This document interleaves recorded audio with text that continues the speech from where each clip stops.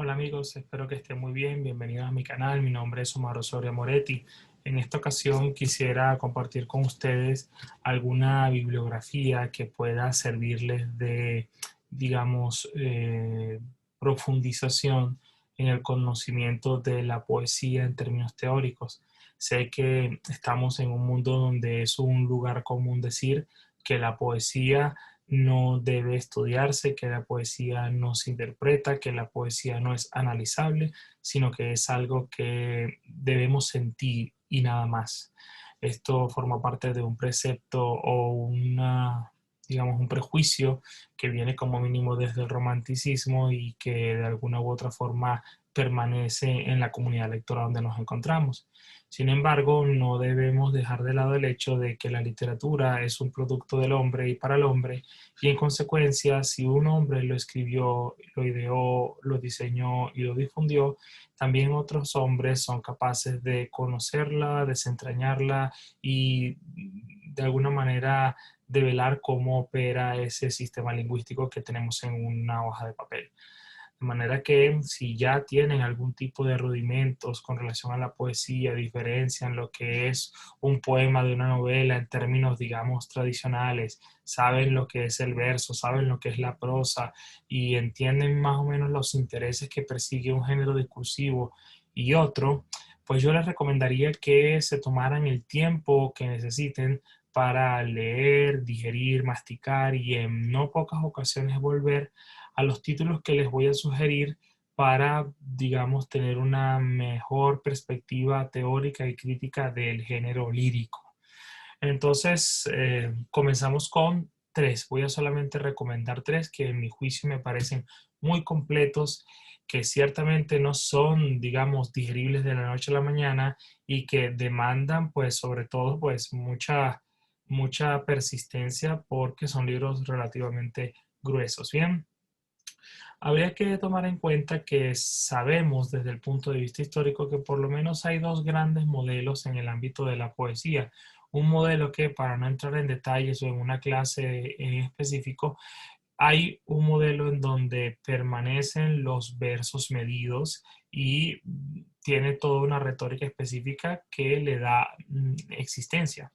Y otro modelo que sería ya moderno y que le da la espalda a todos estos patrones, a toda esta serie de valores a la hora de componer y las transgrede y mezcla nuevos elementos y los utiliza de manera que esa tradición no tenía estipulada.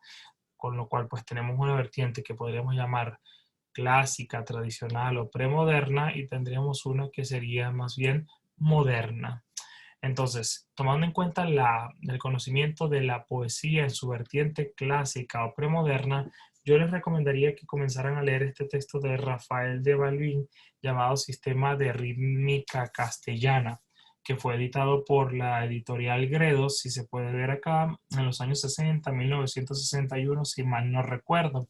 Es una edición extraordinaria que ciertamente no es en específico un manual de métrica española de los que pues, hay muchísimos en el ámbito académico, ¿no? Quizá el famoso, uno de los más famosos es el de Quilis, pero realmente cualquier manual de métrica española funciona para eso.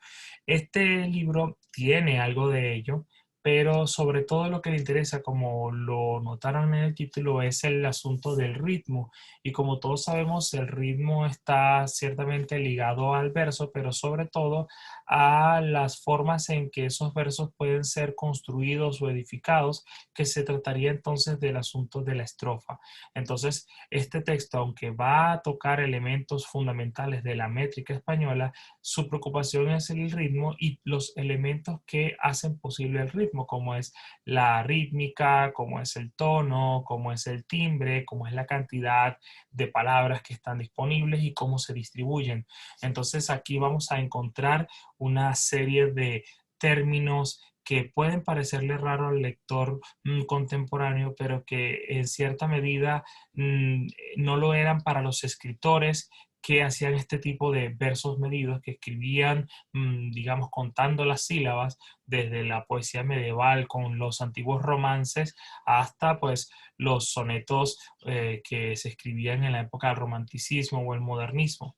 Son fórmulas que son importantes conocerlas de cara a estudios más pormenorizados en la retórica que tengan cada uno de estos textos. No olvidemos que la poesía de corte premoderna se caracterizaba por tener un uso retórico muy sofisticado, y en ese conteo de sílabas y en esa disposición de palabras había no solamente un juego, sino la esencia misma del concepto de poesía. De manera que hay que saber eso si queremos de pronto estudiar con mayor profundidad los poemas que se escribieron como mínimo antes del siglo XIX. Bien.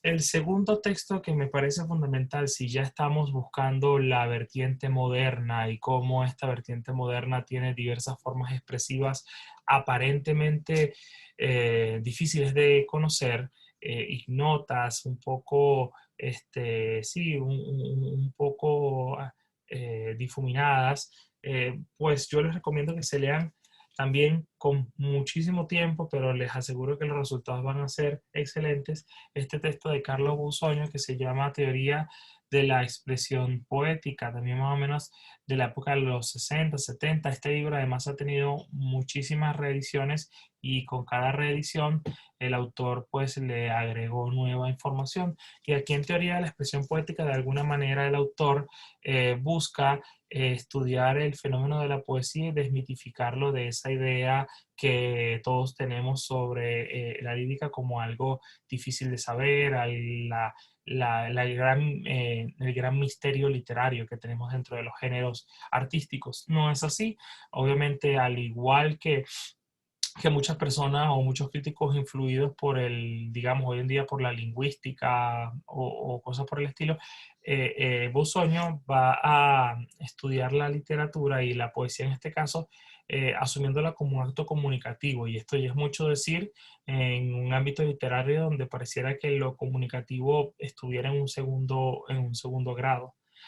Aquí, asumiendo que la poesía es una forma expresiva, va a tratar de encontrar los mecanismos retóricos y compositivos que hacen posible despertar ciertos efectos que nosotros asumimos como poéticos y en consecuencia pues como artísticos, raros y diferentes, ¿no? En términos generales, cuando estudia la poesía, sobre todo en la época moderna, Bussoño descubre cómo lo que hay en efecto es una ruptura de los patrones tradicionales, y en esa ruptura encontramos unas sensaciones poéticas que se activan con mucha más fuerza que en los casos anteriores, ¿no? Y ahí empieza a descubrir, a su juicio, lo que son las leyes que operan al momento de escribir estos poemas, como puede ser el tema del simbolismo, el tema del mensaje poético, el tema del principio de sugerencia en la poesía, entre otras cosas que nos ayudarían un poco a entender por qué no en pocas ocasiones cuando leemos poemas modernos nos sentimos desorientados, lo que de alguna manera pues es una luz muy importante al momento de guiarnos por nuestros textos. Bien. Todos estos autores además comentan textos paradigmáticos de la poesía occidental, con lo cual pues perdido realmente no nos vamos a sentir. Finalmente, me gustaría hablar de este texto que creo que incluso hubo una nueva reedición y le cambiaron el título. El título creo que ahora se llama Poética o Poéticas, algo así, de Josulanda. Se llama Más allá de la palabra y fue editada por la Casa de Bello en los años 90. No recuerdo si fue en el año 92, 94. Aquí creo que está la 97. Fue editada por la Casa de Bello, y de alguna manera en este texto tan sugerente en su título, lo que busca es también reflexionar ya desde una perspectiva un poco más general de qué hablamos cuando hablamos de poesía. Entonces, Josulanda, a diferencia de los autores mencionados, no va a considerar los rasgos de lo que llamaremos la poesía moderna y la poesía premoderna o clásica, sino más bien entender desde una perspectiva mucho más abstracta de qué hablamos cuando hablamos de poesía. Y en ese texto que tengo acá va a buscar en muchas ocasiones desmitificar o cuestionar o desmontar todos aquellos preceptos que desde la antigüedad se habían establecido al momento de crear poesía, como por ejemplo la idea de que la poesía maneja, digámoslo así, atributos, tiene ciertos atributos con las palabras. Hay palabras que son dignas de poesía y otras que no. Hay palabras que son, o temas que son dignos de la poesía y otros que no. Hay una realidad externa del poema y él considera que no es así. Entonces, de alguna manera nos da una visión mucho más general y me parece a mí mucho más integral, sobre todo si hemos leído anteriormente estos dos textos, porque entonces nos habla un poco de un acto comunicativo que al mismo tiempo está avalado por un contexto y una serie de códigos que le dan validez a esa cosa que nosotros llamamos poema, de manera que hablar de poema es también hablar de situación poética y de hablar de valores poéticos que en ese momento se están refrendando al momento de leer poesía. De manera que estos tres textos, como les digo, no son manualitos para digerir en un día. Son textos que demandan tiempo, que muchas veces vamos a tener que ver, pero que si nos interesa conocer la poesía, criticar la poesía, comprenderla incluso para provecho personal, si alguno de ustedes es creador, les puede traer sobre todo un enriquecimiento teórico muy útil y que nunca está de más en el conocimiento de este arte. Así que bueno, esas son básicamente mis recomendaciones en el ámbito de la poesía. Si quieren hacer alguna pregunta o tienen algún comentario, pueden hacerlo. Me encantaría conversar con ustedes sobre el tema y también los invito a que me sigan al canal si les gustó este video, porque eventualmente voy a estar subiendo nuevos relacionados con literatura, con escritura, con investigación, con historia, todas cuestiones que sin duda se complementan y que van a ser enriquecedoras para ustedes. Bueno, nada, eso era todo. Nos vemos en los próximos videos y hasta pronto.